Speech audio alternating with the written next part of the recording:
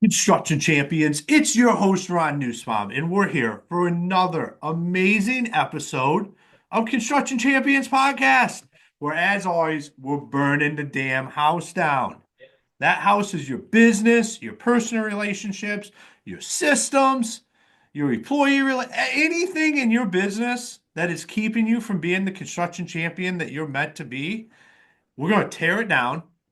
And then, like I say, we're going to bring on amazing guests to give you the resources, to teach you the knowledge, to put you in a position to be able to be built back up into that champion. And today is no different. We have an amazing guest here with us. Erick, it is fantastic to have you on the show today. Love the energy. Thanks for having me. Super excited to be here. Awesome, man. Well, before we dive in, why don't you tell the construction champions out there listening a little bit about yourself? Yeah, so Erick Vargas, I am the president of Follow-up CRM, which is a construction sales software to help you bid less and win more. So if you know Salesforce, HubSpot, Pipedrive, we're like that, but specific to the construction industry and 10 times easier to use and roll out and actually get the value out of it. So yeah, that's a little bit about me. Awesome, man. Yeah, the bunch of those companies you named, they try to sell into the construction market, but they have I say no business. They definitely have no idea being in that market. And Yeah. it's one of the problems with construction software is that those companies believe they can transfer their software into the construction industry. And I believe that it's backwards. 100%. You can take construction software and put it in other verticals, but you can't take software from other verticals and move that into construction. So I am excited for our conversation today. Awesome. Yeah. And that's the one thing about follow-up. It's built by contractors for contractors, not developers for contractors. That doesn't make any sense, right? Yeah, no, it does not. So let's dive right in there, man. I'm going to ask the $1 million question, and that is what makes a construction champion? Is communication chaos holding your construction business back? Emails, texts, and generic tools weren't built for your business. BuilderComs delivers a platform built for construction. Fully branded, custom workflows, and seamless integration, all designed to fix communication for good. From our free forever plan to your own custom solution, we make construction software not suck. Ready to transform your business? Book your free strategy call today. A construction champion in my world basically is a person that knows their business well enough that they can create business processes and predictability when it comes to revenue, right? Yeah, As they say, revenue forgives a lot of sins, right?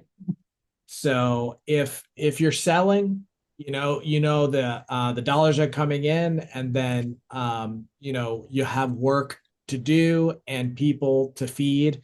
And so a construction champion is somebody that is so good at sales and pipeline management and building their brand with what they do that they can run a big organization.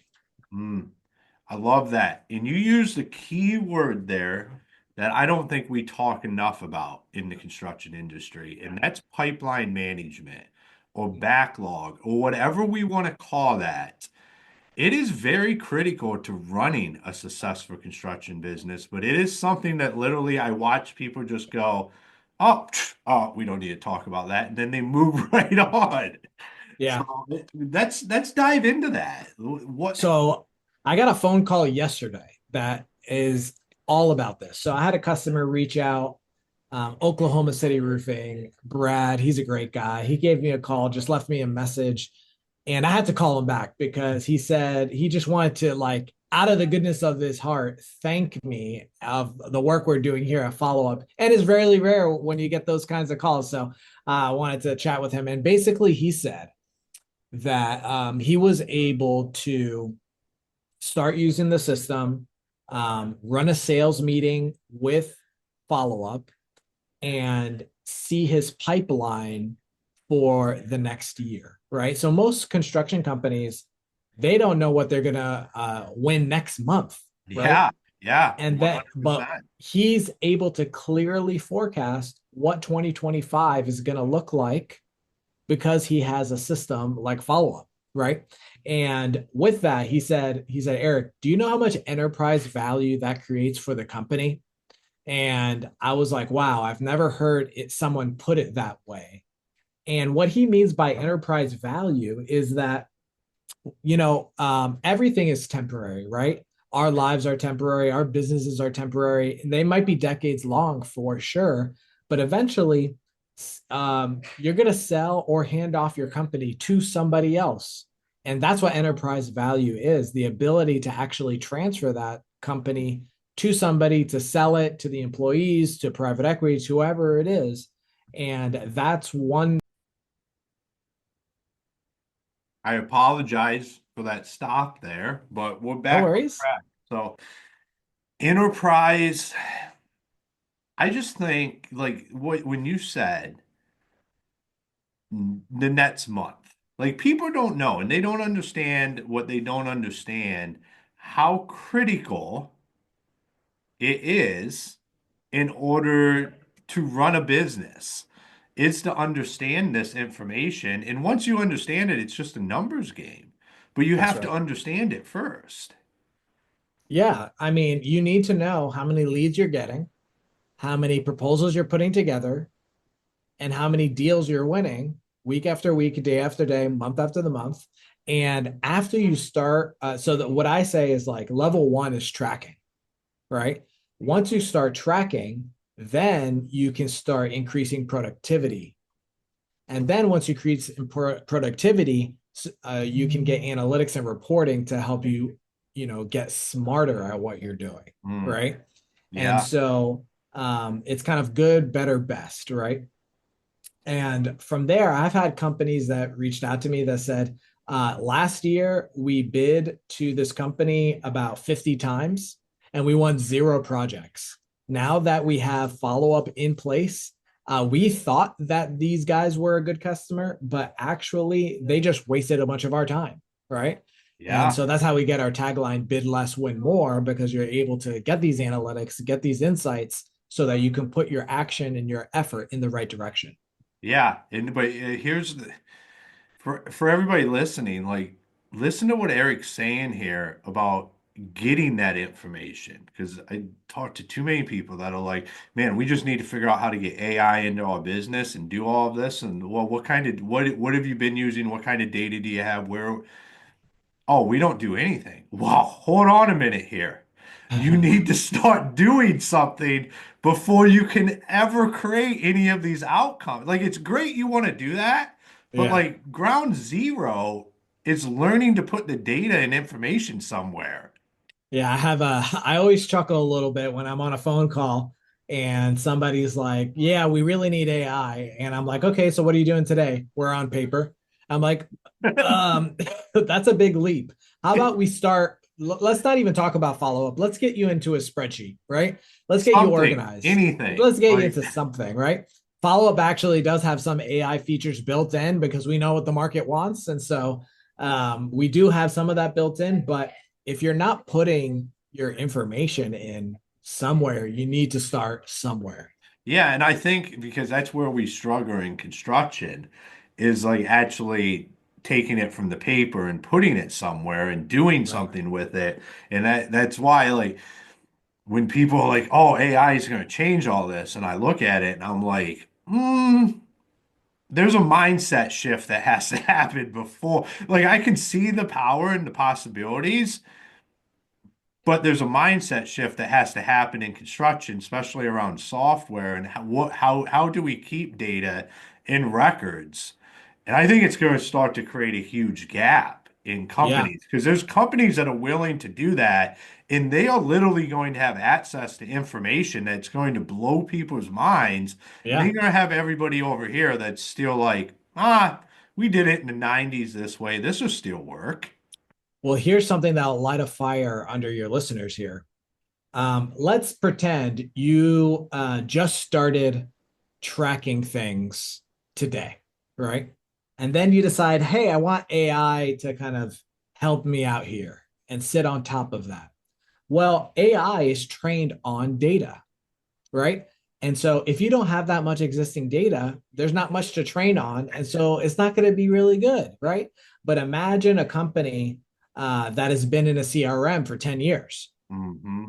You put AI on top of that, then you're talking, right? Then the AI has a lot of data to play with, insights to gather, and that's the direction follow-up CRM is going in. Yeah, I mean it's mind blowing, and that's why I tell people now is like don't focus on what AI can do right now. Focus on how you can get really good at putting your information somewhere.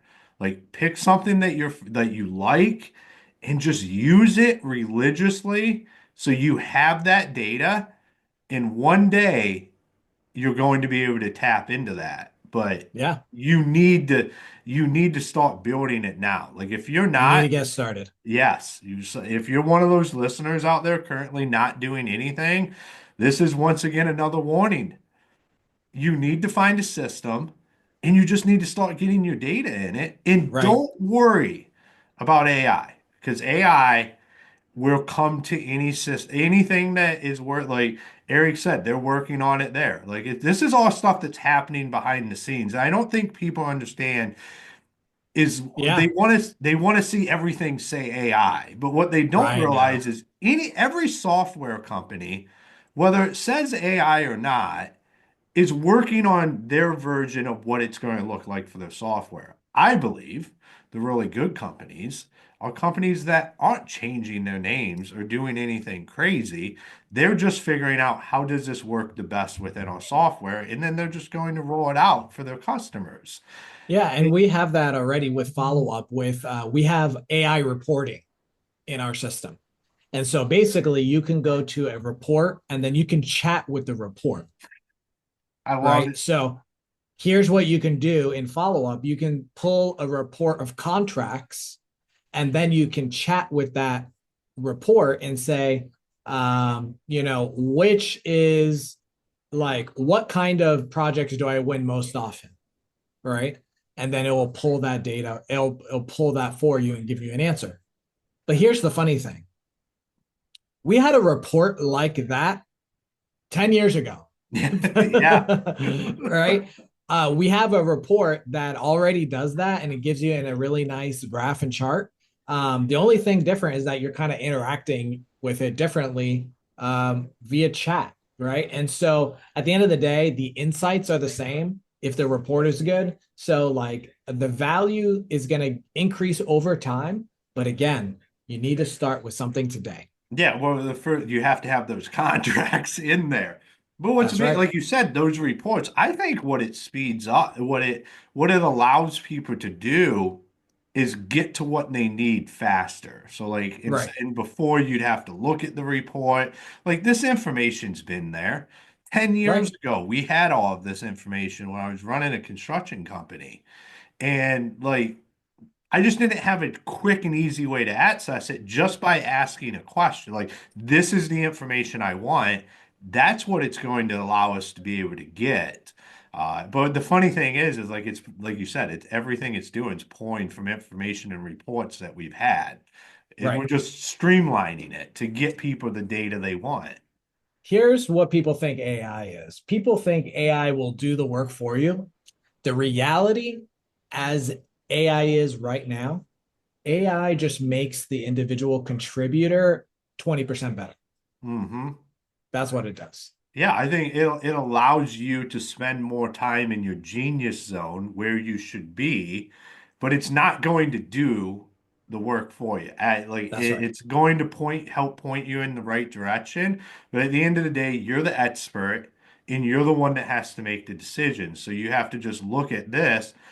I always look at it as like, here's another data set that is backed by our data, but I still have to be the one that makes the driving decisions off of this information that I'm handed. And it's not just going to make the decisions and run your business for you, and then you're going to have some huge exit. Like, I mean, I think people think that. Yeah. Yeah. Maybe in 100 years, right? Awesome, man. Well, I mean, I love everything you guys are doing. And like we were originally talking about before we went down the AI pipe dream, whatever we want to call that these days, is about controlling that backlog and understanding these numbers and having access to that information. How do we help guys transition? Like you said, you talk to Yes. their pad and pen. Yes. They know they need to go to technology, but there's such a gap in the industry to help get them there.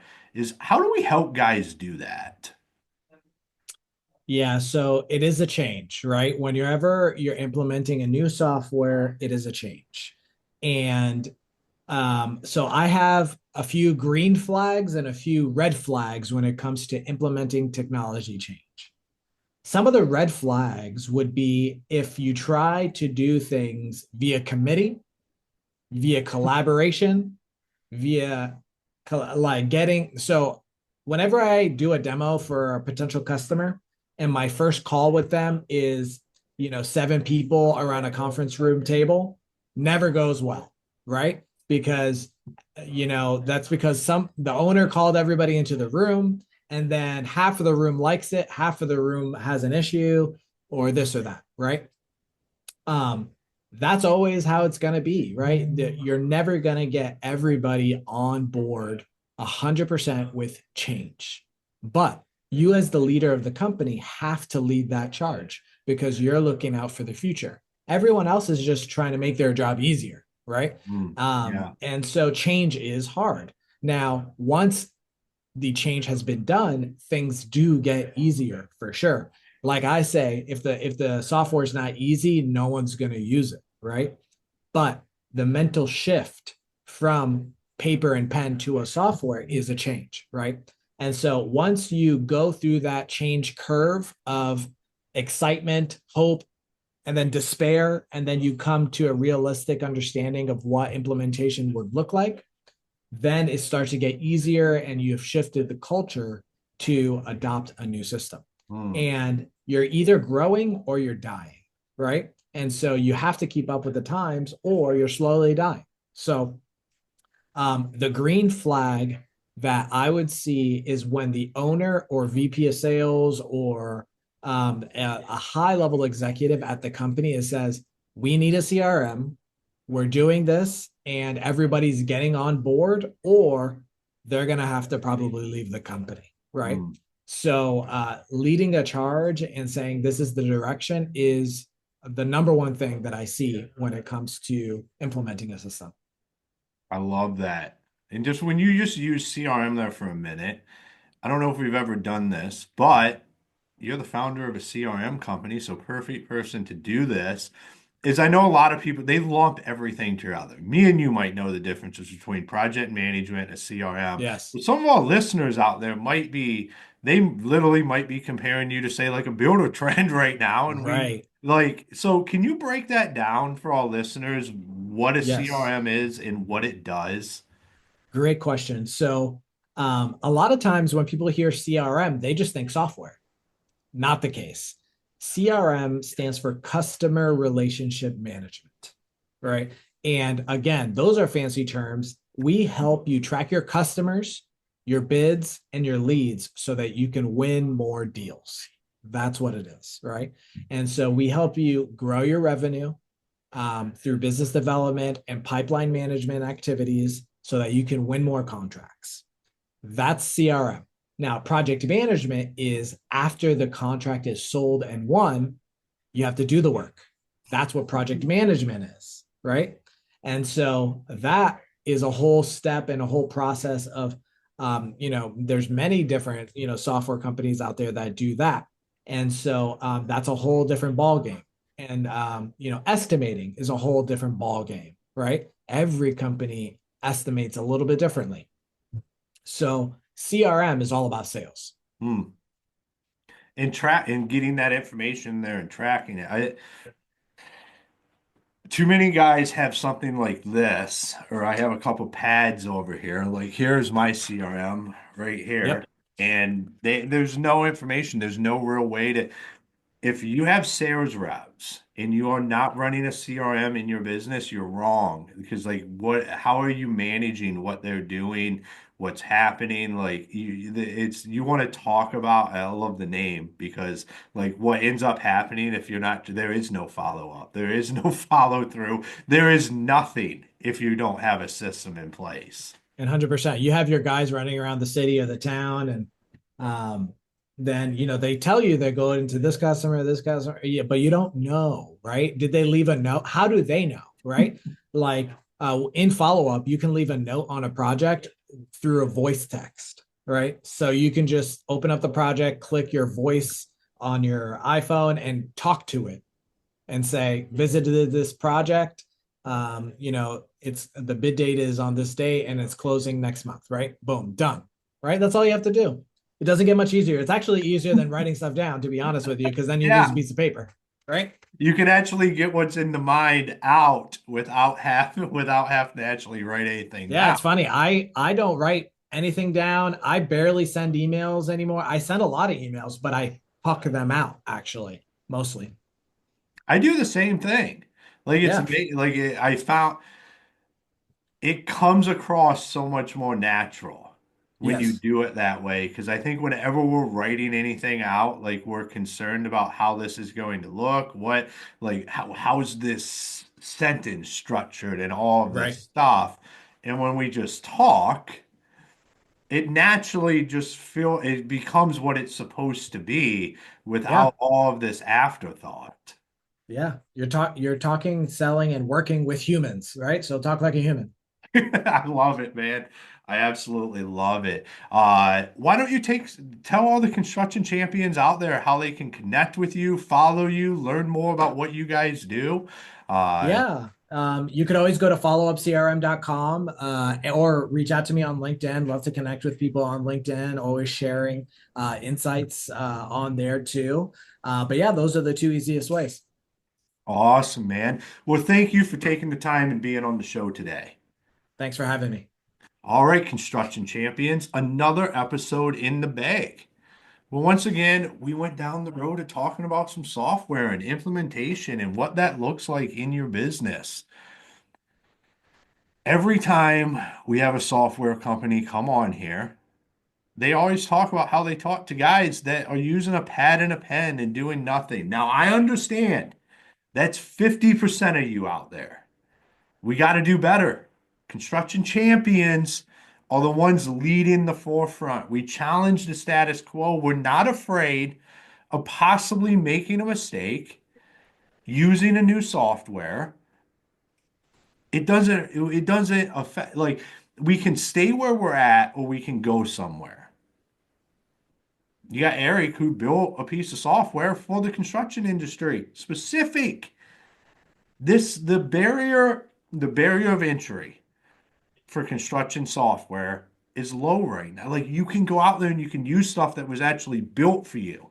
I look back 10 years ago when we were trying to figure out software for our construction business, and there might have been like one solution that was actually built by somebody that was in the construction industry. And let me tell you, not the most positive deal. But nowadays, there's software that's actually built from people that have felt the pains that you feel. There's no reason to just say no other than the fact that you just don't want to move forward. And if that's the case, you have to be okay with the fact that you're probably eventually just going to go out of business because you're not going to be able to keep up with the people that are actually implementing software. Think about it. Ron, no software. Eric, running follow-up CRM. His sales staff against mine out here with a pad and a pen. Who are you putting money on?